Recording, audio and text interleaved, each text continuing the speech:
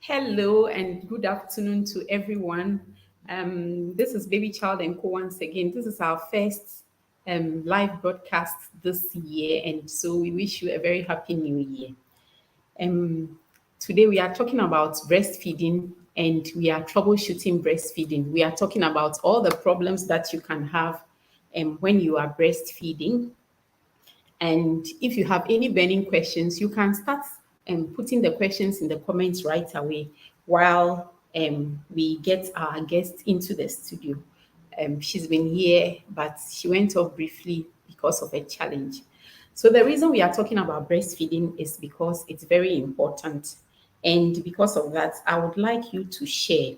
And once you log on, share to your friends, share to your family, share to anyone you know who is breastfeeding so that they can all benefit from this as well. Um, so, like I was saying, the reason we are talking about breastfeeding is because it's very, very important. Breastfeeding is one of the things that we know can keep babies alive. And not only keeping them alive, it can protect them from diseases that become a problem as they grow up. That's why we are talking about breastfeeding. I'm still waiting for a few people and my guests to join me, and then we will kick off. Um, yeah, but in the meantime, once you join us, I don't see anybody online yet. And if anybody comes online once you join us, please share and please um, ask your questions, put your questions in the comment section. I'm feeling very lonely here because my guest is still not here. If you have come on, just put it in the comment section whether you can see me. If you can see me, just put it in the comment section so I know that you can see me. And then I know that I am not alone.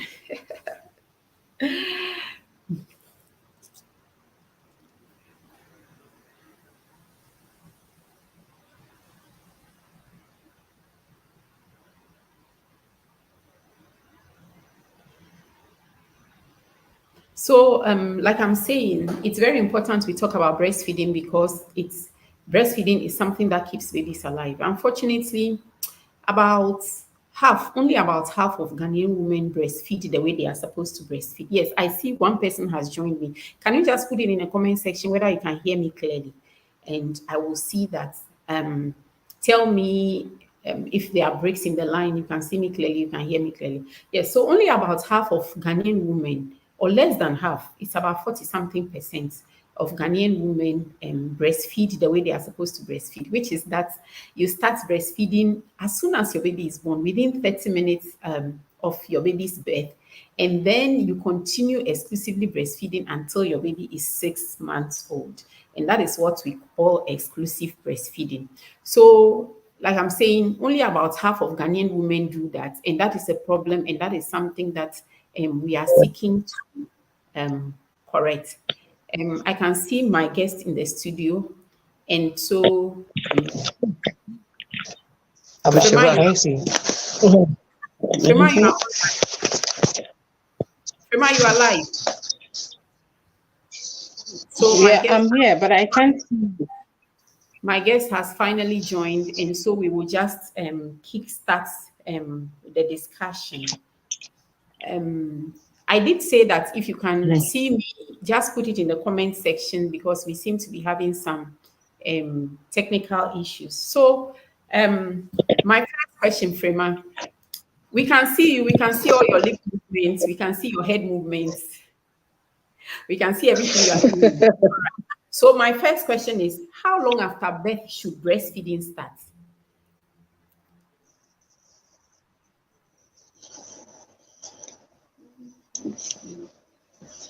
Work on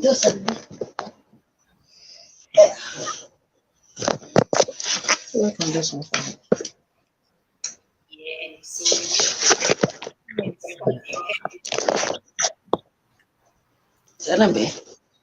Frema, we can see you. You are live, and your audio is off now. Yes, it's on now. So if you can hear me, just let's start answering the questions because we can see you. And my first question to you was, how long after birth should breastfeeding start? Okay, good afternoon, everyone. Um, Dr. Terry, I want to say a very big thank you for having me this afternoon. Then for us to discuss this all important subject when it comes to childbirth. So, if I could get your question right, you asked when breastfeeding should start. Under normal circumstances, when all things being equal, breastfeeding or initiation of breastfeeding can start within the first 30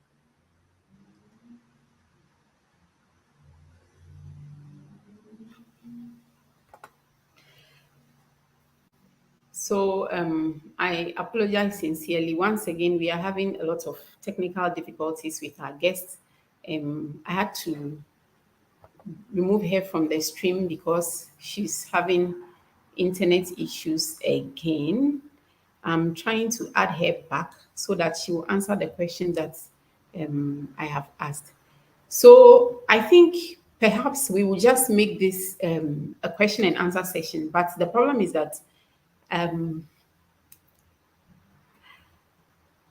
I am not finding my guests because her internet is not great.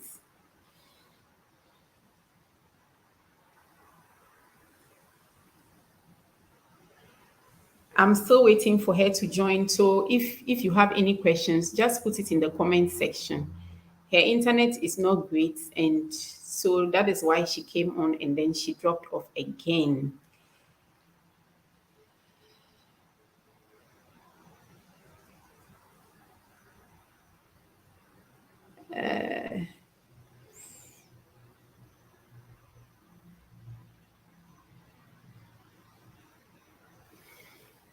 I'm still waiting for Frema. These internet issues are very difficult.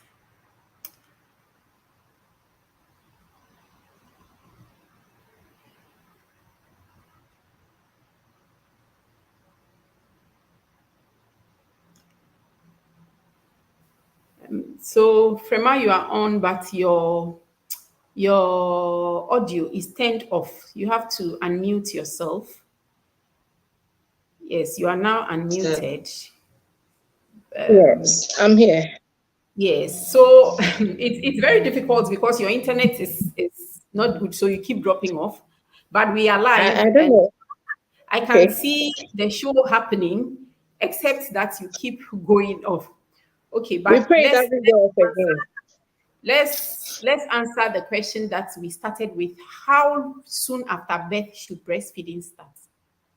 Okay, so all things being equal, when mother and baby are in good condition, breastfeeding initiation can start within the first 30 minutes to 1 hour after childbirth, when mother and baby are stable and there is no medical condition that may warrant baby to be taken away or mother to receive extra care after birth. So within the first 30 minutes to 1 hour, initiation of breastfeeding should start. Is this peculiar to only mothers who have had vaginal delivery, or it's peculiar to all mothers, including whether you have had a cesarean section? Okay, so if it is not peculiar to any group of mothers. So cesarean section is a form of delivery and then spontaneous vaginal delivery. Like I said earlier, initiation of breastfeeding should start within the first hour of life. So if the mother is undergoing cesarean section and when the baby comes out and cesarean is done within the hour after which baby comes out and there is no medical indication that warrants that the baby be taken away, skin to skin contact can begin and then initiation can start. In the same vein as for a mother who has had spontaneous vaginal delivery. So there is no peculiar to SVD or for cesarean section mothers. They are all on the same line.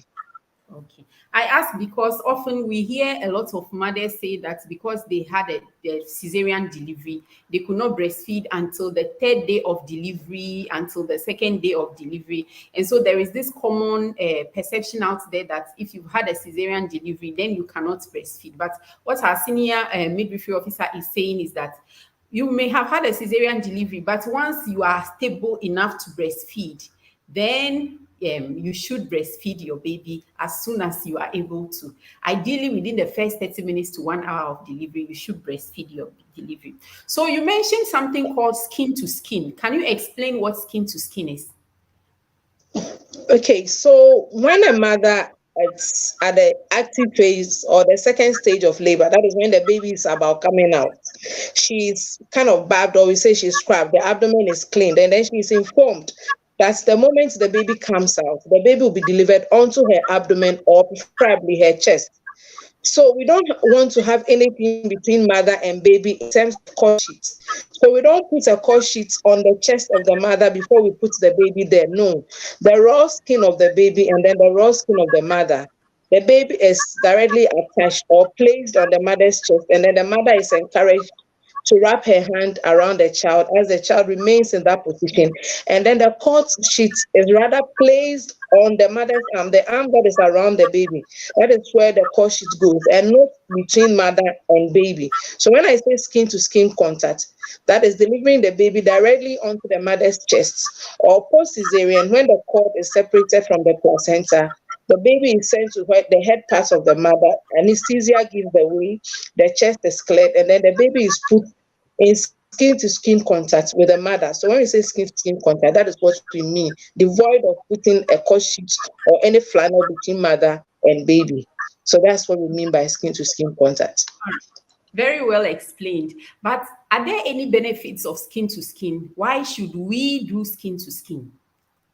Okay, so when we say skin to skin contact, this is where the baby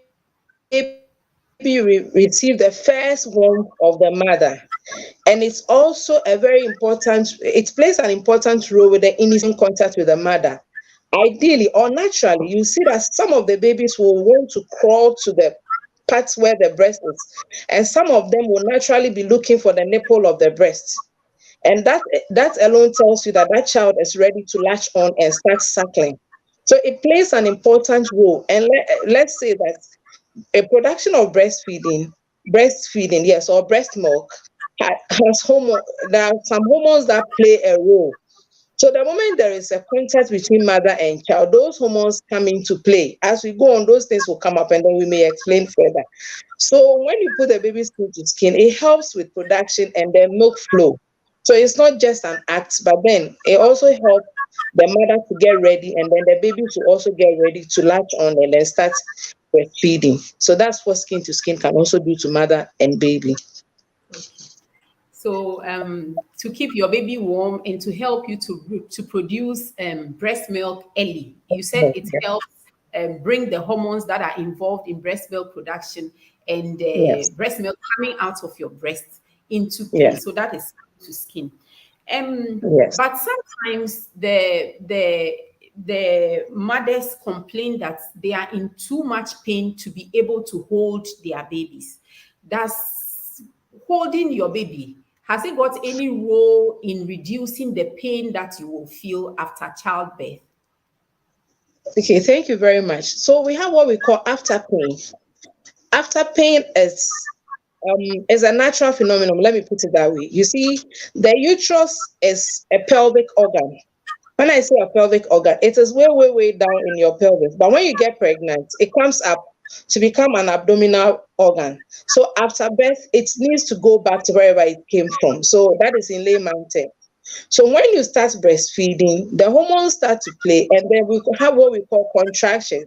The uterus may have to contract and then go back to its original state. That is what brings about the pain, unlike the incisional pain or the cesarean cut pain. But when we talk about the after pain, we're talking about the uterus that is contracting. So when a mother says she's in so much pain to breastfeed, we may want to look at the aspect of pain she's describing. Then we may intervene. So maybe sometimes it's the positioning of the mother.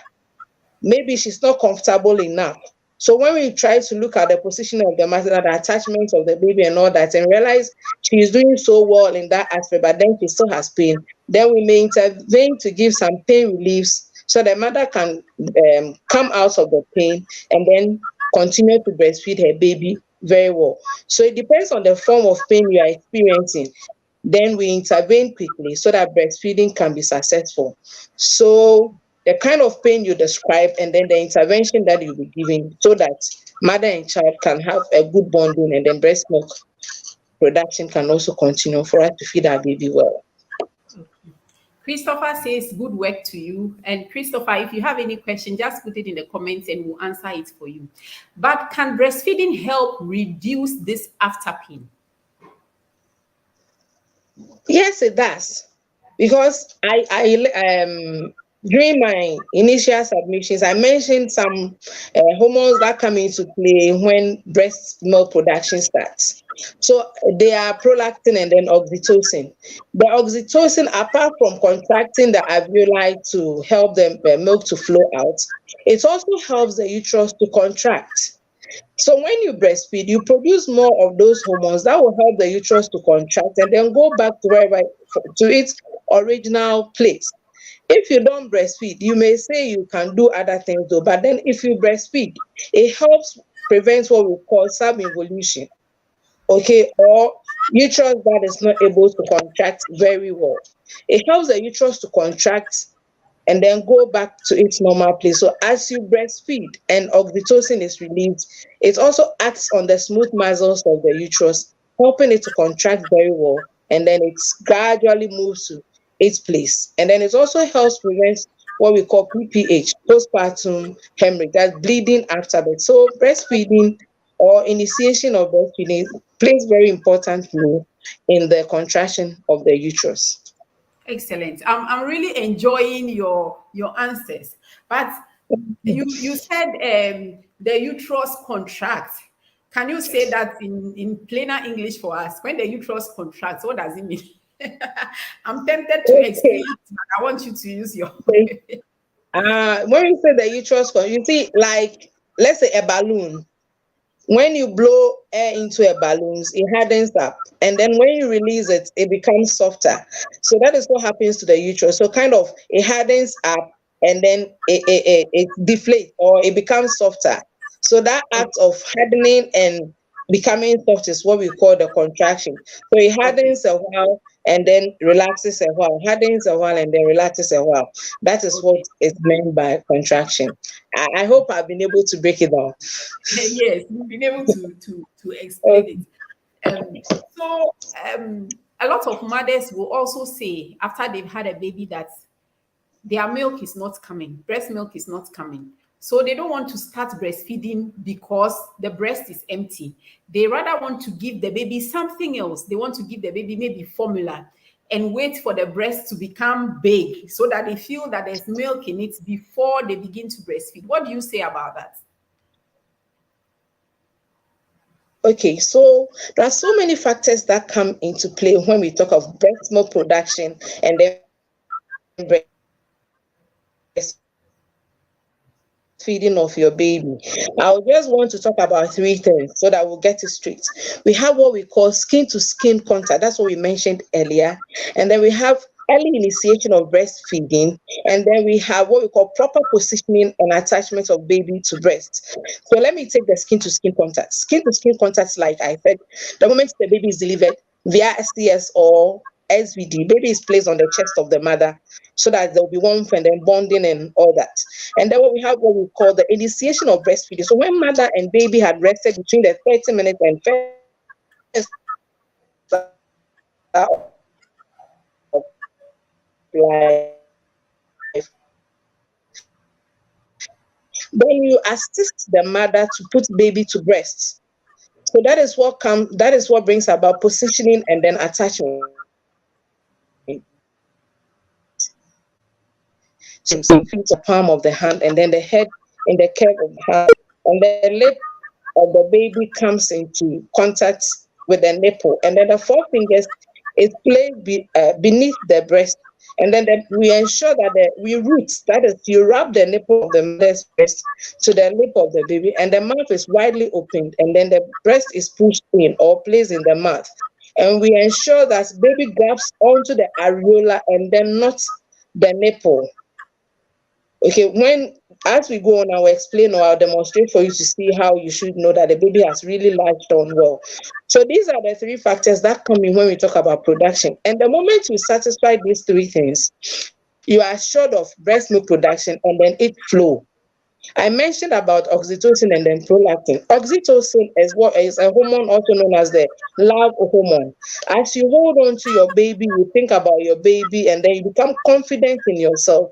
They all come into play, and then production starts. So don't wait for your breast to get full before you give the milk. The moment you see your baby, you are excited, you want to hold that child, and then you tell yourself, I'm going to breastfeed that child.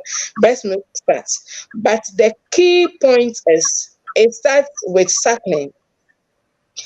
Early production starts with suckling of the baby. So when you position your attach well and the baby's lips get in touch with the areola and suckling reflex is established and baby starts suckling on the breast, we have satisfied the factors and then production will go on and then let milk flow will also continue. So these are the three most important factors mothers should keep in mind, which will help breast milk production to start on time and then they'll be able to breastfeed, not necessarily waiting for 48 to 72 hours to feel that her breast is full before she starts breastfeeding. It wouldn't help the baby in any way. So that's it with factors that influences breastfeeding production. All right. I really, really enjoyed your answer, and I was able to hear everything you said, probably because, in a sense, I am closer to you. But it broke at a point. So, what I want you to do is don't explain the three factors. Just tell us again the three factors that are important that you just talked about. Just mention the three factors for us for Okay, so breastfeeding yeah, successfully. okay, so the first one is skin to skin contact. Skin to Skin to skin contact. skin Great. contact right after birth. Okay, or immediately the baby exits the birth canal. And then the second thing is initiation of breastfeeding between 30 minutes to the first hour of life. So Initiation of any breastfeeding. initiation of breastfeeding, whether you Yes. can feel milk in your breast or not, whether Yeah. your breasts are huge or small, early initiation is the second factor. And the third one, Proper positioning and attachment of baby to breast. all right. So when it comes to proper positioning, you spoke a lot about proper positioning, but we just wish that you could show us so that we see with our eyes how this proper positioning is done. And then you were talking about areola. If you could, when you are showing us the position, explain to us what that areola is so that we understand it in English. Okay. All right. So I have my cute baby here. Okay.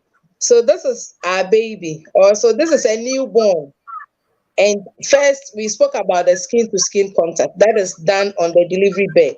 So the second thing we spoke of is the early initiation of breastfeeding. So the third point is the proper positioning and attachment. So let's Okay. say I want to Now, assume a certain. what you do for us, your viewers now, is to move your camera, I think, a bit forward so that we can see the baby because the excellent. This is better. This right here is better. Great. All right. So now let's go on.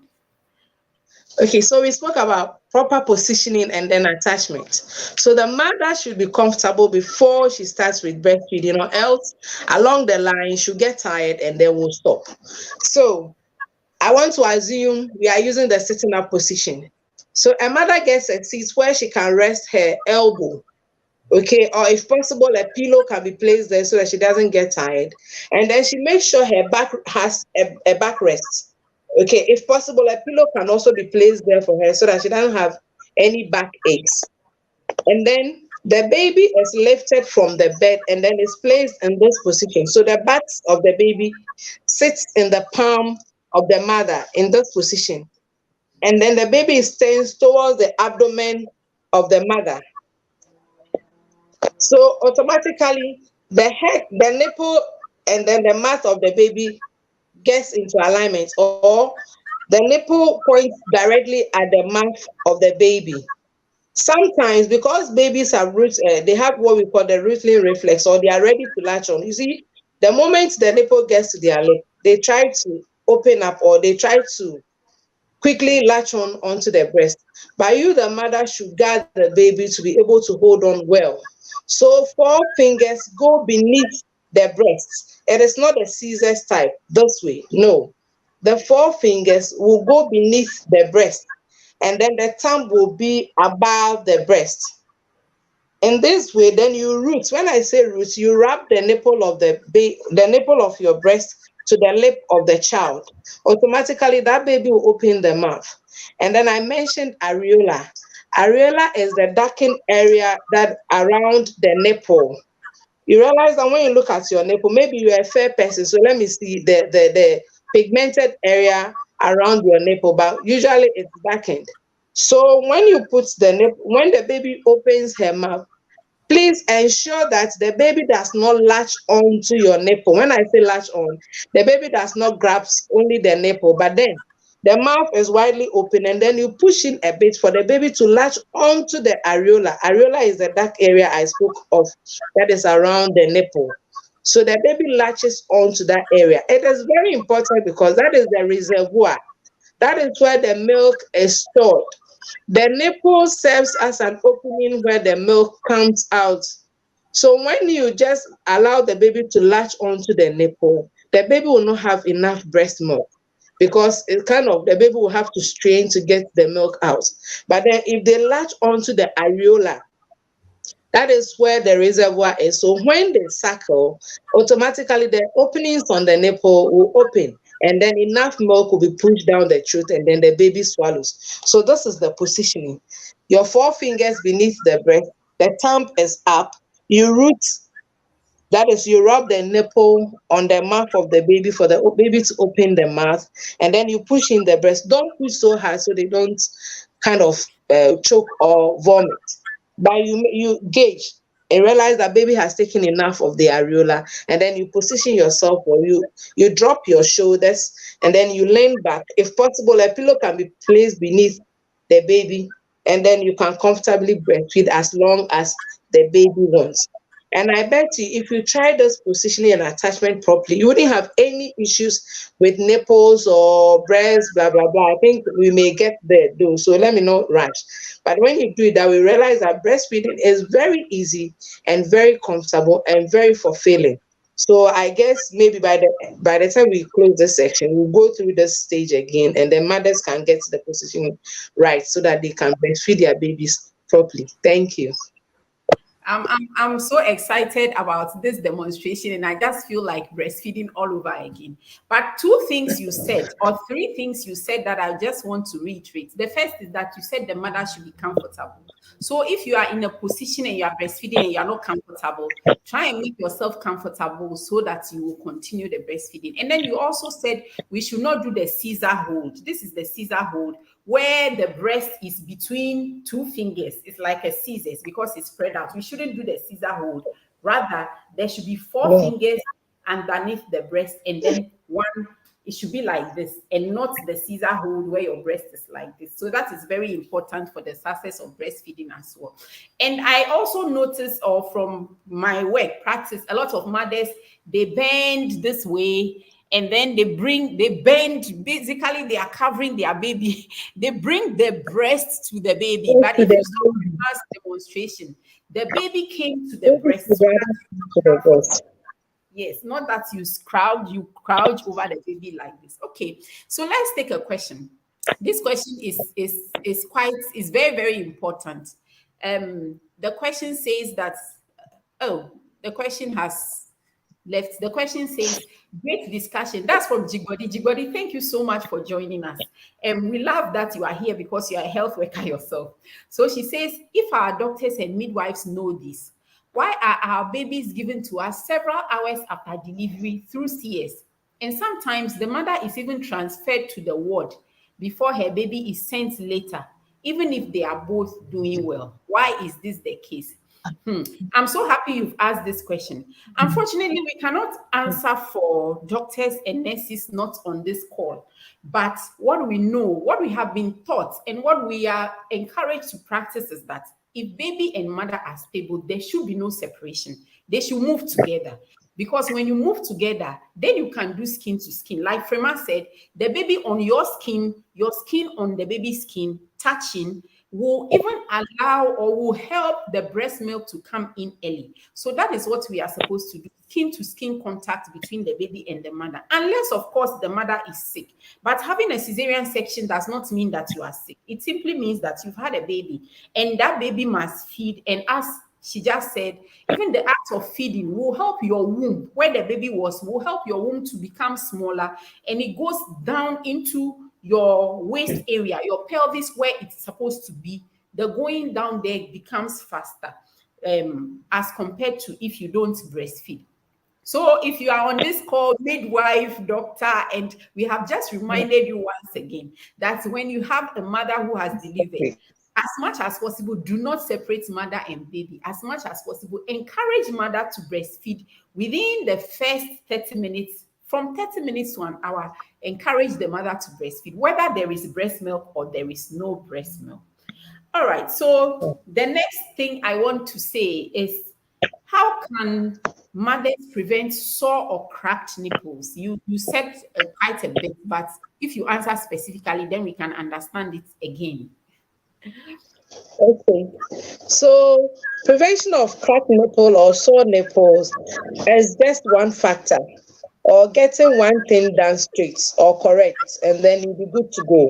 So it's all about proper positioning and then attachment. That is the key word. So when I position myself properly and then I do proper attachment, I wouldn't have issues with breast sores or cracks. So, like I said, with the process or the demonstration we went through, ensure that the baby does not latch onto the nipple, because when they latch onto the nipple, it is the nipple is pinched between the tongue and then the hard palate or the upper part of the mouth, which is hard. You see, and they suckle. They put in so much effort to bring the milk out, so it becomes pinched or it gets cracked because of the pressure between the hard palate, the upper part of the mouth, and then the tongue, and then the pressure with which the baby is sucking. That is what results in the cracked nipple, and then eventually some even get sore. So when you position and attach well or properly, you wouldn't have any issues with it. So like I said, ensure you are comfortable yourself as a mother. Position your baby very well. The back sits in your palm, and then the head lies in the curve of your arm. The lip, and then the nipple are in line. You root or you wrap the nipple on the baby. Allow the baby to open the mouth widely, not a pear's lip like this, and then you force the nipple into it or the breast into it. When the lip is like this and you force the nipple into it, the baby will quickly hold on to whatever gets in there and then will start suckling. It means that the baby's mouth was not widely open like this for enough areola to go in there, or the area around the nipple to get in there. So please allow the baby to open the mouth widely before you put the breast in there. And then by so doing, you can help prevent cracked nipple or sore nipple. So the basic thing is getting yourself positioned properly, and then you attach the baby well, and you'll be good to go. Great, Yes. excellent. Now, there are many mothers who complain that they don't have enough breast milk. It's throughout the ages. Some are new mothers, baby is just born, they say they don't have milk. Some have been breastfeeding for a while. 1 month old baby, they say they don't have milk. 2 months old baby, they say they don't have milk, and they want to stop breastfeeding, or they want to add on something to breastfeeding because they say they do not have enough milk. What do you Mhm. say about this? I understand their sentiments, but you see, the size of the baby's stomach at birth is like the size of a cherry. I don't know whether they've come across, or you Google for, or look for the size of a cherry. That is the size of a newborn stomach. So they don't require much at that stage. What they need is glucose or something that will keep them going. So when you put your baby to breast and the baby starts sucking, the little tiny water, let me put it that way, or the little tiny milk you still see coming out there is enough to sustain that child. But if you still think you are not making enough, then it means that you have to really review how you are positioning and attaching, because production starts with suckling. Even that we have some other factors that may come in. When you get worried, then the love hormone will be inhibited. The love hormone, that is the oxytocin that we spoke of, and then the other one, which is prolactin. They are all found at the base of the brain. The pituitary gland is the one that produces those hormones, and then they help with the production. So pituitary gland produce the prolactin, which acts on the cells in the alveoli, and then oxytocin helps with So, the so flow. answer this question for me in a So straight way. Are there mothers? Are there mothers? Let me frame it in a way that is it common for mothers not to have enough breast milk? Mothers who have delivered a baby, is it common for them not to have enough breast milk? Because, like I said, only about 40 something percent of Ghanaian women are exclusively breastfeeding. And one of the reasons is they don't have enough milk. Is this common that about half of mothers do not have enough breast milk? it's not common. You see, they are just worried. You see, they want to see the milk flow immediately baby comes out. And that's not it. This is a physiology. It's a production. You see, so you have to relax. So nobody, irrespective of the size of your breast, you have enough for your baby. So the first few hours, don't get so worried that milk is not. Every mother can produce more than enough to sustain that child. But all I need you to do is to be confident that you can breastfeed. And then even the size of your child alone should excite you, and production will start. So every mother has more than enough for that child. So don't get worried. Don't get worried at all. You relax and breastfeed, and you realize that milk is more than enough more than enough, and then you can even store some for later use. So no mother can say they can't make enough. There are some cases though, but then it's not majority of them. They form the minority. Let's say some few, just a percentage, which That's is about not so one significant. out So of every 100 mother can women. produce. That's about 1 out of 100 women who do not have, or even less than Yes, 1 out of 100 women who do not have less enough breast. than, yes, If you take 100 women who yes, have a baby, 99% of them have more than enough milk for their babies. So more than enough. Yes. What Frema is saying is that we just tend to worry, and it's normal to worry. It's normal to worry because you want to have the best done for your baby. But the downside to worrying is that there is this love hormone that excites you when you it makes you happy when you hug your baby, when you see your baby, and that helps you to produce more breast milk. So once you worry, you Yes. decrease that love hormone, and worrying is not good for anybody, whether you are breastfeeding or not. So just trust what the healthcare workers say, which is that you have more than enough breast milk. Don't worry, just keep putting your baby to breast, and then you will be fine. The main thing is to get the positioning right, to get the attachments right, and then you'll be fine. You have more than enough breast milk. Don't worry. And like you said, some people want to see the milk flowing. But you see, when the baby is sucking the breast milk, you can't go and measure how much breast milk has gone into the baby's stomach. What at So this feeling or thinking that you don't have enough breast milk is not true. We understand why you feel that way, but it is not true. You have more than enough breast milk. And don't spend time thinking. If not, you are shooting yourself in the foot, basically. Just relax and breastfeed your baby. Now, related to this question, there are some mothers who they say they don't have enough breast milk because their babies are feeding too frequently. I've come across mothers who are putting their babies to breast every 30 minutes. They put their baby to breast because the baby has cried, or every hour they are putting their babies to breast. So it's like the whole day they are breastfeeding. They don't have time for anything. They don't have time to relax, to cook a good meal, to eat, to sleep, to do something interesting, read a book, watch TV, listen to music. They are breastfeeding almost 24 hours a day. They are breastfeeding. What do you say about this? It's just a sign of worry. They still think they are not making enough. You see, prolactin comes in every 45 minutes after feeding. So when you position and attach properly, and you are comfortable, and you allow your baby to empty one breast. When I say you empty the breast, at a point you realize that your breast has become lighter. it means the baby has taken enough. And then you break wind and you put that child down. You realize the baby will have enough rest, and then you can go about your daily activities. The prolactin is always on a standby to make sure production is ongoing. But then, if you don't feed, if you don't do your positioning and attachment properly, and the baby starts just a little and then takes off her head, or after a short while you think baby is tired, especially when they break to rest and then continue with their cycling and you think they are full, so you take them off breast and then you put them down. The least time they will cry again, and then you may have to rush back and pick them up. So you just relax and allow them to empty one breast.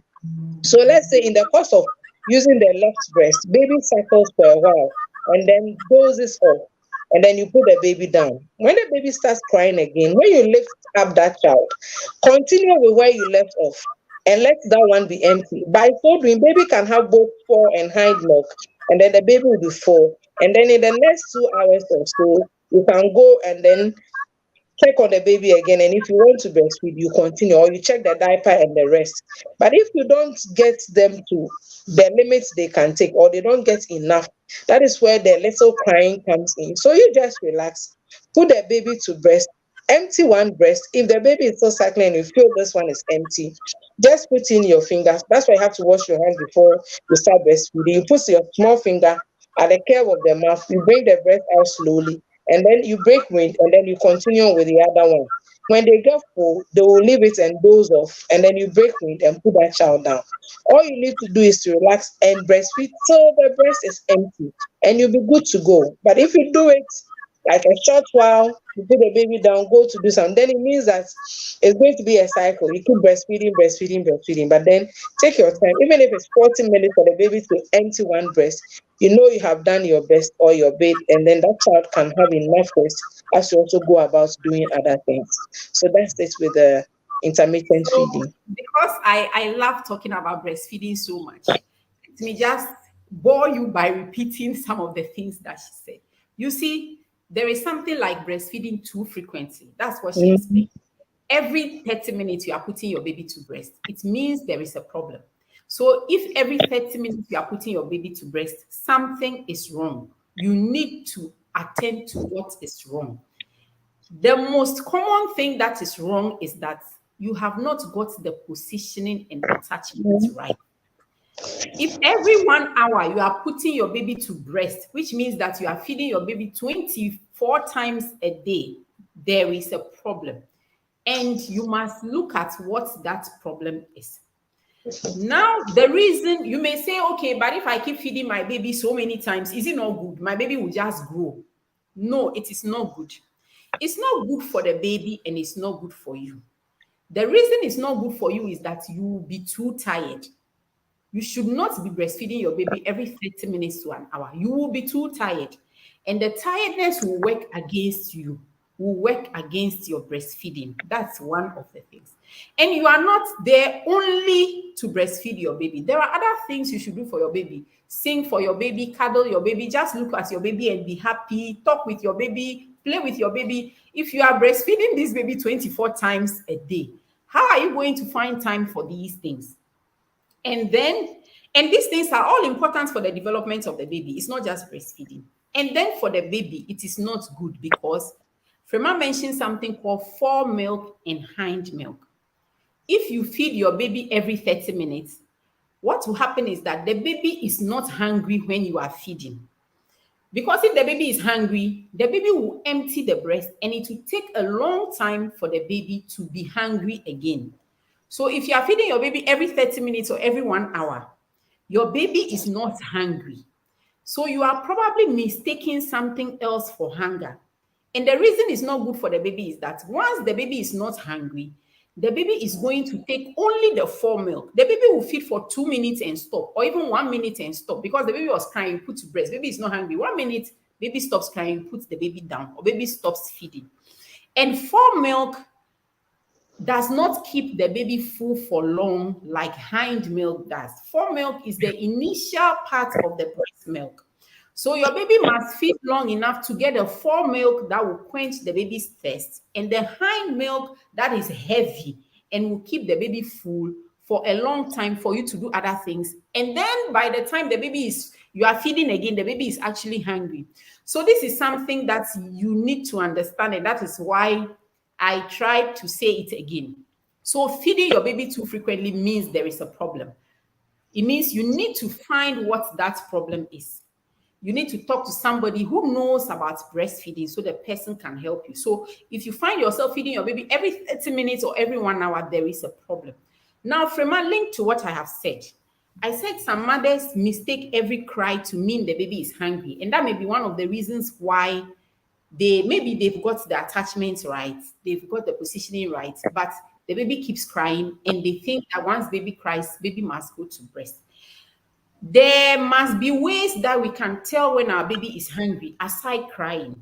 Can you tell us about that? How can you tell your baby is hungry? Okay. So we have what we call the hunger cues. Before I even go to that, now there is a trend among mothers which are very worrying. I want to use this medium to address it, and then we come to the hunger cues. Now you see that every mother who has a newborn baby has this mittens on the hand. Please, it's not a good thing. Let's stop it. It is not a good thing at all. You see, the babies, they use their hands to communicate with us. So let's go back to the hunger cues. Then you understand why I'm saying don't put those things on their hands. When you leave your baby in a room and then you enter the room and you realize that the baby is turning the head from one direction to the other, kind of trying to, like, looking for something to hold on to, like the lip to hold on to, or trying to open the mouth and close the here and there, it tells you that that child is hungry and wants to be fed. Secondly, you go in there and as they cry, they try to put their fingers in the mouth to kind of lick the finger or kind of put the hands in there. It means that child is also hungry. Or you fed for more than 2 hours. And when you enter there, you realize that child is crying. Then the baby is hungry. But please, the mittens we put on their hands, it doesn't allow them to put their hands in their mouth to tell you that they are hungry. So please, if the weather is not so cold and you want to keep the baby warm, please allow them to have their free fingers. They should be able to kind of explore with their fingers or their hands. So please don't put it on. If the weather is cold, fine. But if not, let them be so that it can be a cue to you that my child is hungry and then he requires to be fed. So apart from noticing that the child is trying to, like, turning the head from one side to the other, opening the mouth, giving some little cries here and there, they as well use their hands to communicate with you. Either try to put in the full fist or maybe a finger or two. It doesn't mean that child will be like a thumb sucker or a finger sucker. No, at this stage, that is not when they develop that habit. At this stage, they are telling you they are hungry. So put those things off. And then when you realize that you fed more than 2 hours and the child is crying. So when you try to keep in mind these three things, and then you know it's time for you to feed your child. So please, those things should please come off so that they can explore with their fingers. I guess I've been able to tell them a few of the cues. Yeah. So You this have is what, told us about the hunger cues, and we will do well yes. to keep those in mind. So it's not every crying that means your baby is hungry. No, So not at if all. every 30 minutes or every 1 hour you are feeding your baby, something is wrong. It could be Yeah. attachment, it could be positioning, it could be that you are not reading the hunger cues well. Mm, Because babies cry, one of the ways they communicate with us is crying. You know, they can't talk. So if they are sitting in a wet diaper, they will cry. If they mm, are having some tummy discomfort, they will cry. If something is too hot, they are uncomfortable, they will cry. So it's not every crying that means hunger. But if your baby has fed, you know that by now your baby should be hungry. It's been 2 hours or more since you fed and the baby is crying. That is a reasonable thinking that this baby is hungry. So I'm so glad you mentioned mittens. It, I have actually done a video on mittens. By the time your baby is leaving hospital to go home, that baby does not need mittens. Apart no. from meetings preventing the hunger cue of taking their hands to their mouth, The other thing about mittens is that it prevents them from developing their fine motor skills. You see, Mhm. babies, Yeah. they are new, they don't know what is what. So when they touch something, the feel tells them something. It tells them the ability to learn what is hard, what is soft. Maybe hard means the edge of the bed, soft means I'm in the middle, those sort of things. Once you keep putting mittens on your baby's hands, you are preventing that development, you are slowing that development. So mittens, they look fashionable, they are cute, they are pink, they are blue and everything. But by the time your baby is going home, please take off the mittens because they don't help. Of course, if the weather is so cold, like you are in some part of the world where the weather is very cold, you can keep the mittens on for a while you are outdoors or something, just to keep your baby comfortable. But generally, don't wear mittens for your babies. If you think that we wrap them already, so why do we need to wear mittens for them? Sometimes we do it, we overdo it, and that's one of the things that one of the important things you said that I've just picked up about the meetings. Okay. So a lot of mothers find breastfeeding very tiring. And actually that is normal. Breastfeeding is tiring. And breastfeeding is tiring because you just had a baby and the process of going through the delivery is tiring. You've lost some blood. Maybe your body is used to a blood level of about 12, and now all of a sudden is 8 or 9. It makes you a bit tired and it takes time for you to adjust to it. You are waking up more times to breastfeed. It takes time to adjust to it. So being tired after after having a baby, especially when you are breastfeeding, is something that we understand. But Frema, how can mothers reduce their tiredness? Because most mothers will be tired anyway.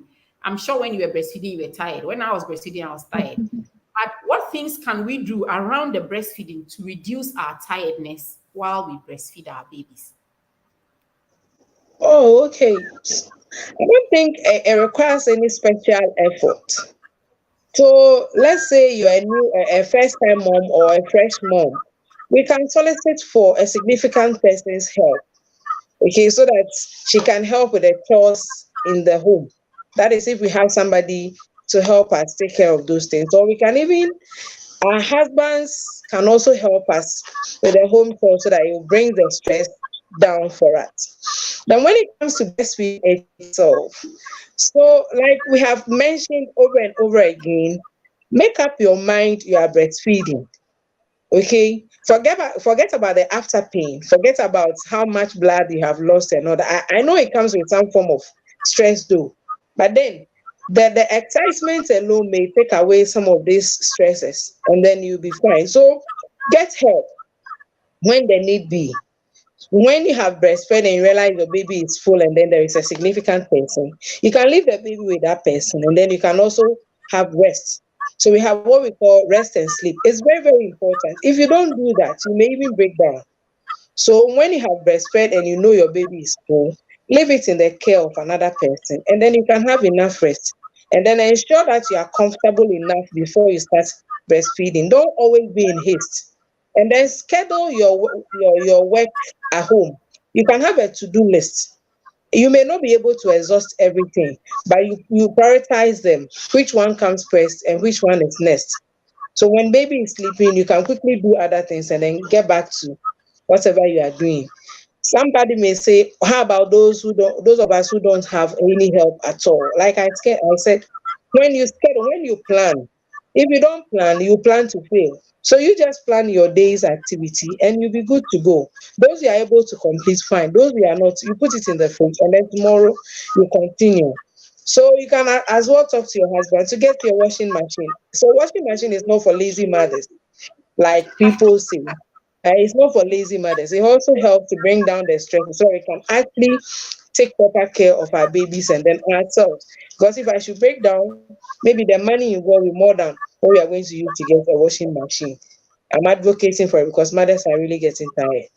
So that at least you can get things done on time and then you can care for yourself and then the baby. So apart from any medical condition that makes you tired, you need a significant person. You must have a to-do list. Solicit for the help of your husband. Let him understand that we are in this together. And then he will also help. Teach him how to change diaper. Teach him how to put the how to cuddle the baby to sleep.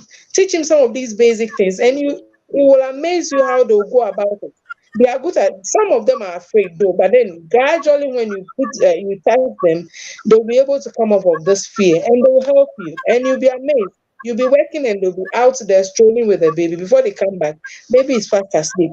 So please schedule your work, and you'll be good to go. If not, you may break down.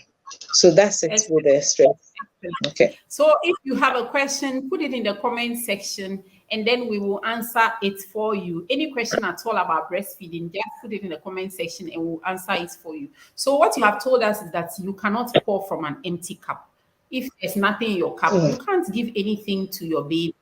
that's So all. as a mother, breastfeeding can be tiring. So some of the things that you can do to help you not to be so tired are some of the things that Frema has talked about. And definitely, I just want to repeat that if you are feeding your baby every hour, there is a problem. You need to seek help for that.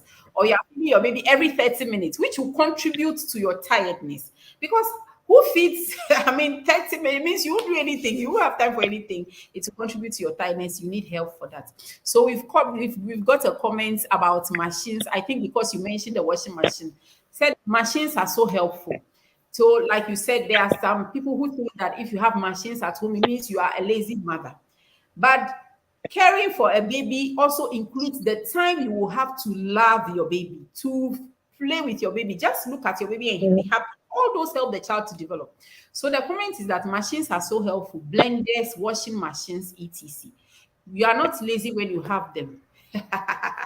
She says, if not, then she's number one on the list of lazy people. Yeah, so those are some of the things that you can do to help you with breastfeeding. Now, let's focus on special groups of mothers. Focus on special groups because I've heard women say that my breast is too small for me to breastfeed successfully. So they can't breastfeed. They give up before they start. I've heard women say, my nipple is too large. My baby can't accommodate my nipple in the mouth. So they are discouraged before they start. My babies are two. I have twins. I can't breastfeed. They've started from I can't breastfeed. So can you focus on these special groups for us? Do you think they can breastfeed? Should they breastfeed? okay. Are there any things that they can do to help them to breastfeed? Okay. Every mother is a potential breastfeeder. Every expectant mother or woman is a potential breastfeeder. Let me, if there is a word like that.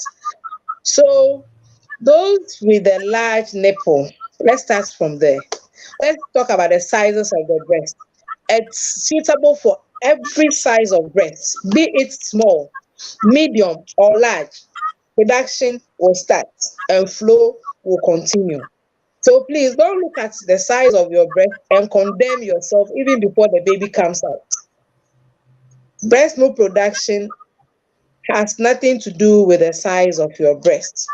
So please, wherever you find yourself, you can breastfeed. Production will come and you can breastfeed. So let's go to those with a large nipple. Let's say, okay, if you have a large nipple and then you have an average size baby, medium to large baby, then you can say, okay, the lips are big enough to accommodate the large. Let's say you have a small baby. Please, you can breastfeed. Breastfeeding is possible. All you need is support. All you need is support. Be confident in yourself that irrespective of the size of my nipple, I can breastfeed my child. So with the little support you get, just position yourself well and attach the baby properly. So in your case, instead of putting all four fingers underneath the breast at once, you just use the thumb and then the pointing finger and press the nipple of the breast and root it, and then you rub it on the baby's arm when the mouth is widely opened, and then you push it in gradually. When the baby latches onward, then quickly your four fingers go beneath the breast and then the thumb comes up. By then the baby has latched on well onto the areola, and then breastfeeding will go on. In the first few hours and weeks, it's a bit difficult, especially when you are trying to train that child to latch onto a large nipple, and it can be frustrating. But in all this, you have to remain calm and be confident in yourself that you can do this. You can do that is the word. If you are confident in yourself that you can do it, irrespective of the size of the nipple, you can do that. And then let me also bring those with the inverted I nipple. think one thing we forget is even that the babies grow so fast. So today you may Mhm. look at the baby's mouth and say, "Oh, my nipple is large for the baby's mouth." For the In baby's 4 days, mouth. that same baby has, well, maybe a week. In a week, that same mouth has grown and is able to Widen up. easily accommodate your nipple, Yeah. unlike the first day you started. So, with the Mhm. tip that he has explained, can you explain that tip again so that because the line broke a bit, if you have a large nipple, how to go about the Okay. initial, yeah. Okay, so if you have a large nipple, after you have positioned yourself and then you have attached the baby well, instead of you to go straight forward with your 4 fingers underneath the breast, you would have to hold the tip of the breast with a thumb and then the pointing finger in a paired way like this. Kind of you pinch the two together to get the breast or the areola into the mouth of the baby. So the moment you realize the child has been able to latch on properly to the areola, quickly the pointing finger join the other three underneath the breast, and then the thumb pulls up here, and then gradually you'll be able to improve upon that. So don't get so worried if the nipple is large. You just relax. Slowly but gradually, slowly but surely, we'll get there. So they shouldn't just condemn themselves that because of the size of my nipple, I'm not going to breastfeed. You can make it. You can make it. Okay. Okay.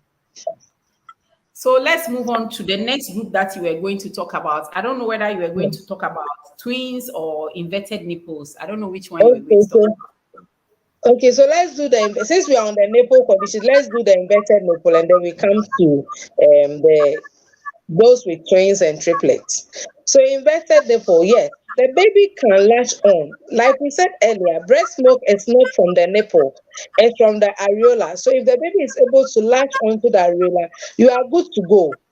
But then in the hospital setting, they will use a syringe to help you pull out the nipple gradually. It's painful, but please bear with the health workers as they assist you to get the nipple out from wherever it has been pushed to, or to overcome this inverted nipple thing. But because the breast milk is stored in the areola, we are not so worried. So if the baby is able to latch onto the areola, the nipple is just an opening through which the milk comes out. So when the baby latches onto the areola, the milk will come out through the nipple, and then the baby can suckle. And breastfeeding will be very successful. So don't get worried at all. But antenatally, let your midwife know the condition of your nipple. And antenatally, you'll be assisted before the baby comes out. And then when the baby comes out, we will use the syringe to help bring the nipple out, or we have what we call a latch assist. It's a container that creates vacuum in it. It is placed on the nipple, and then it helps the nipple to come out gradually so that the baby can latch on. But if you don't have any of these at your disposal, just ensure that the baby latches on to the areola area, and then you'll be good to go. So please, you Actually, are the an fact excellent that mother.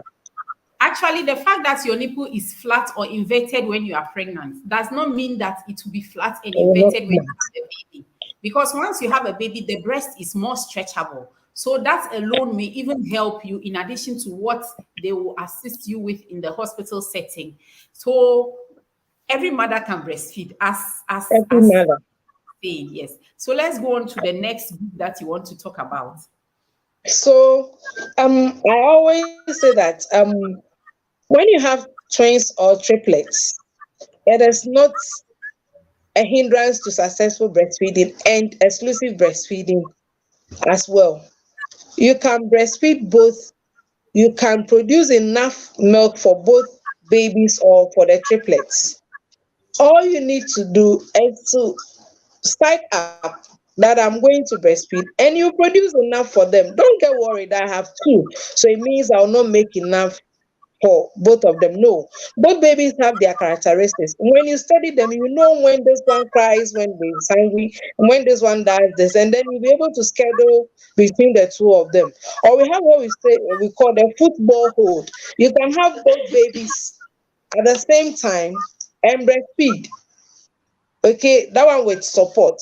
But if you have triplets or twins, you can still breastfeed them. You don't have any issue to say, my babies are two, so I think I will not produce enough, so I want to introduce formula. No, Okay. no. Let's Be take some confident comments. and it will come. Yeah. Take some comments. Victoria says, great discussion. I see my mistakes as a first time mom. Please, my question is, I really would like my spouse to help feed baby so I catch some sleep or make some rounds and also train me against going back to work. But baby refuses the bottle with my breast milk. I have breastfed baby all this while. I have tried different bottle nipples already. So, Victoria, we are happy that you are getting something from this discussion. And the first thing I want you to try is let somebody else give the baby the breast milk in the bottle when you are not there. Sometimes when you are there and the baby is seeing you and you put the breast milk in the bottle to give the baby, it's like, what's your problem? You are here. Why should I breastfeed from a bottle? So you can let someone try it in your absence, and the baby should be hungry when they try it. Sometimes we think because we are just trying, baby is not hungry, but let me see if they will take it. Because if they will take it, it means when they are hungry, they will take it.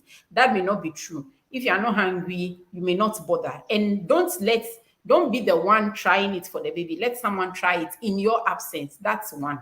The second thing is that there is something we call nipple confusion. There are some babies who, when they Mhm. get used to breastfeeding from the breast, will not take breast milk from a bottle. The vice versa also happens.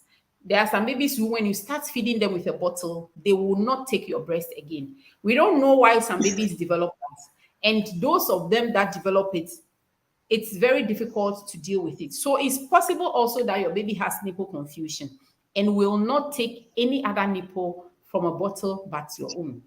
There are certain things you can try. Try breastfeeding with a spoon, the express breast milk, or with just a cup, and see whether your baby will take it. And we are here. If you have other problems, if you've tried those things and they don't work, you can always come back to us.